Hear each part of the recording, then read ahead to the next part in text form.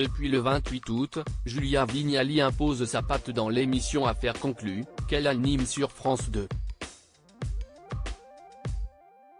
L'ancienne acolyte de Thomas Soto dans Télématin, qui a remplacé Sophie Davant dans le programme quotidien de la chaîne, n'hésite pas à apporter un vent de légèreté et un petit peu de folie à l'antenne.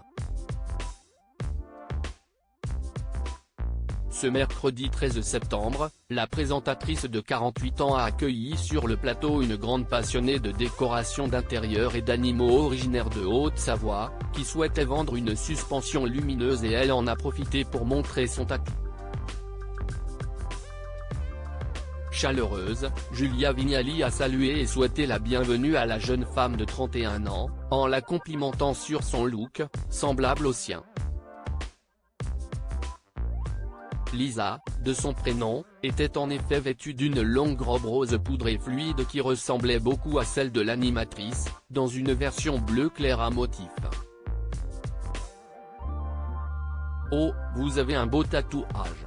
Moi aussi », a-t-elle également rétorqué, en s'empressant de montrer le sien, situé au niveau de son biceps. En relevant sa manche, l'épouse de Kad Merad a ainsi dévoilé plusieurs fleurs colorées qu'elle détient en toute discrétion sous ses vêtements. Curieuse, la présentatrice d'Affaires conclues a demandé au commissaire-priseur Harold Echel, se trouvant à ses côtés, s'il en avait un aussi. Ce à quoi l'intéressé a répondu par la négative, en faisant part de sa surprise de découvrir que Julia Vignali était tatouée. « Ah ben oui. On ne se connaît pas si bien », a rétorqué l'ex-animatrice du Meilleur pâtissier avec amusement. Supérieur à photo, 10 essentiels beauté et bien-être de Julia Vignali. Un tatouage réalisé sur un coup de tête pour camoufler une cicatrice. Ce n'est toutefois pas la première fois que cette dernière dévoile le tatouage qu'elle s'est fait faire, il y a plusieurs années, à un endroit symbolique. En novembre 2017, celle qui succède à Sophie Davant avait fait des révélations à ce sujet dans les colonnes de Paris Match, en posant fièrement avec le cerisier en fleurs qu'elle a ancré dans sa peau. Elle avait alors expliqué à nos confrères que ce tatouage recouvre une cicatrice. L'histoire remonte à ses 5 ans, lorsqu'elle a renversé son chocolat chaud brûlant sur son pyjama, le matin même de la fête des mères.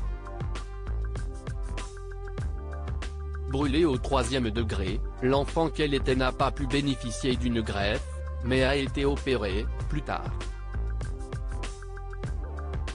En hiver, Julia Vignali prenait l'habitude de camoufler ses marques sous ses vêtements, mais a fini par décider, sur un coup de tête, de rentrer dans un salon de tatouage.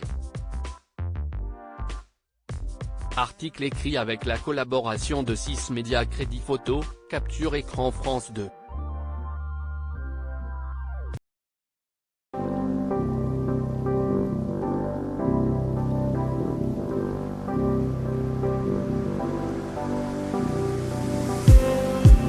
Just need some